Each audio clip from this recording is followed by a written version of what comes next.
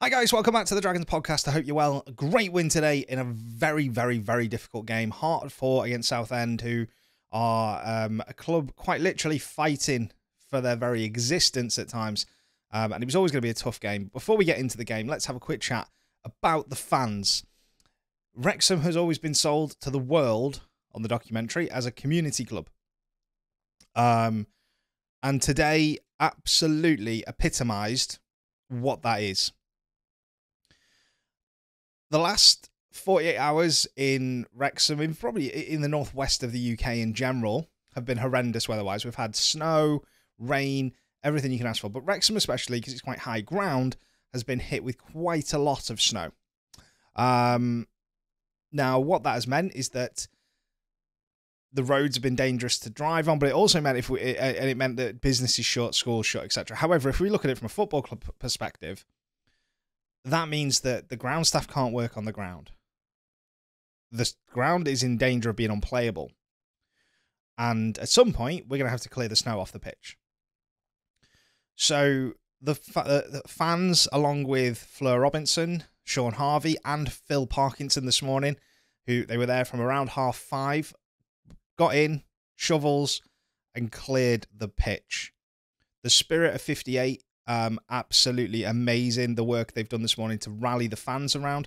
The club had initially said yesterday they didn't need any volunteers, and this morning the spirit of 58 put the call out to get more and more fans there. Absolutely fantastic work from every single person who attended this morning.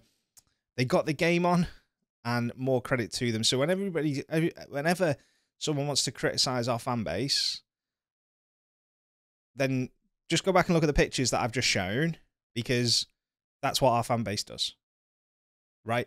They come together when they need to, and they'll do anything they can to get the game on. And it's what Wrexham fans have always been about, and it's what Wrexham fans will always be about. It's never going to change. But anyway, let's move on to the game. Southend, a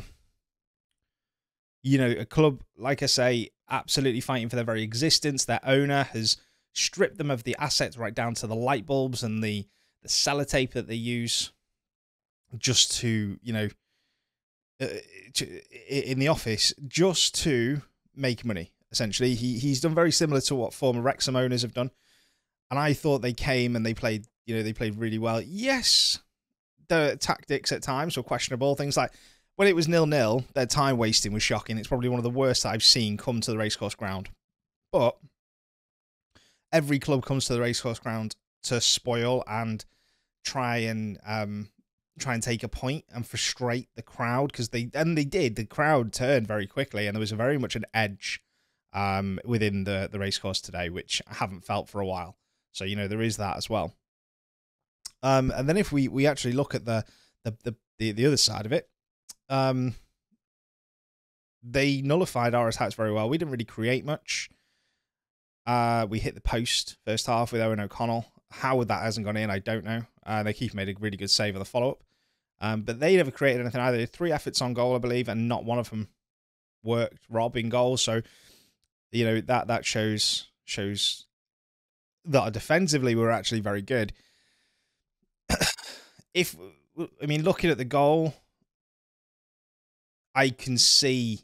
So I've watched this back. When I watched it at the gigs, I was sat in the Macron stand, or the Mould Road stand, as it's fondly referred to, or the Cold Road stand, as it's always bloody freezing in that stand.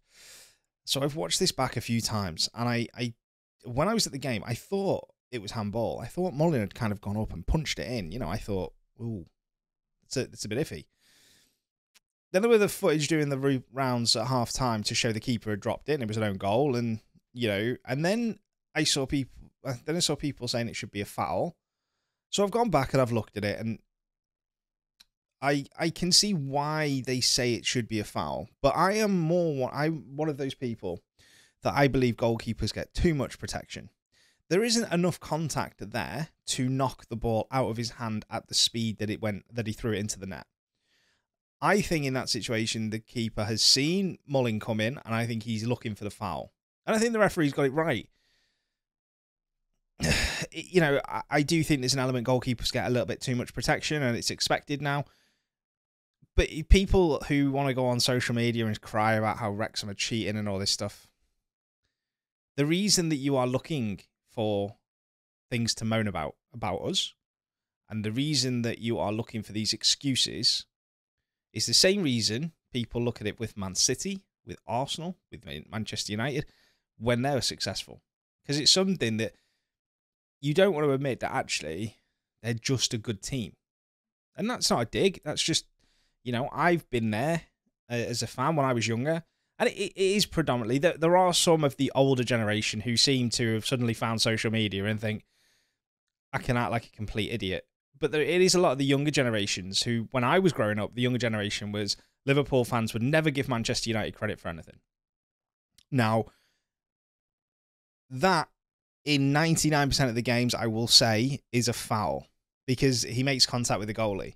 That said, as I've said, I don't think it is a foul because there's not enough contact to warrant a free kick. It's not enough contact for a foul. At no point does he actually hinder the goalkeeper. The goalkeeper actively just doesn't catch the ball, and he makes a big, big error. And he shouldn't be let off with that mistake. It's as simple as that. But that said, I think the pitch played a big part today. I think it was very heavy. It didn't help, I must admit, that I was sat there in the cold road stand having your pre-game bovril or cup pie or whatever you have, and it starts snowing and you think, the pitch will already be heavy. The pitch is already going to be soft. It's going to be tough on the legs. And it was. It proved so. The midfield didn't maybe play as well as they could have done. I thought James Jones, after looking very, very good on Tuesday, looked leggy today as the game went on, probably past the hour mark. I thought he was very poor. Elliot Lee went off for Jordan Davis. I've noticed in recent weeks as well, Elliot Lee is consistently and constantly stretching his calves. I'm hoping that is more fatigue and cramp than him being nursed through games. But he does it very early on, which always worries me a little bit, that there might be some little niggle there. Jordan Tunnicliffe as well, what an absolute hero. Goes off with stitches and comes back on with the headband. Anytime someone does that, they're instantly man of the match. And as proven today, Tunnicliffe got man of the match. So we currently sit 4 points clear. At the time of recording this, Notts County Dorking had just gone to injury time, and Notts County were 3-1 up. I'm just going to have a look. Yeah, it's finished. So it finished 3-1. A word on Notts County. It was a game you expected Notts County to win. So we sit 4 points clear right now. Dorking are so poor away from home. But they obviously we don't play Tuesday. So bear in mind that after Tuesday we have a game in hand again. So they could be a point behind us come Tuesday night, which will be interesting to watch there at Eastleigh.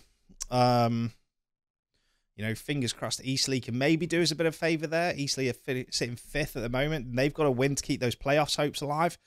There's a lot on that game for both sides.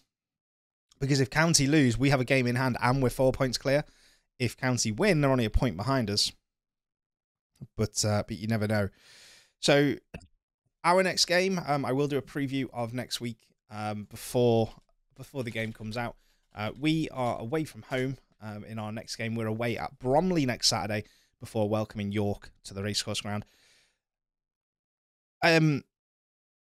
One thing I want to mention today, is actually before we finish, there was a massive feeling of tension in the ground today, and it was almost one of those games where you could cut that tension with a knife. I do think that translates to the players a little bit, and fans are always going to feel tension. They are, but I want to give credit to the Mould Road stand and the fans in general. Because second half, when it got tough for the players, every single fan sung their absolute hearts out. And Southend fans were amazing. Don't get me wrong, did not shut up for the entire game. But credit has to be given to to the tech end and the Mould Road stand.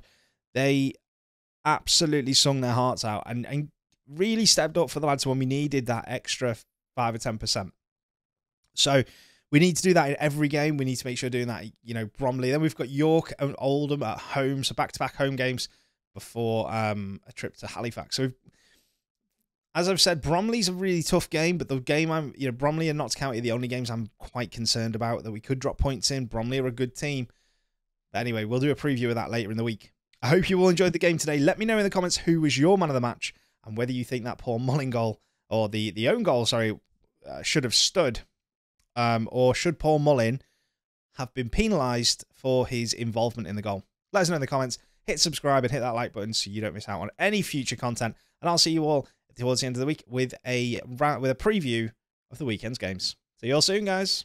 The mighty army Wrexham is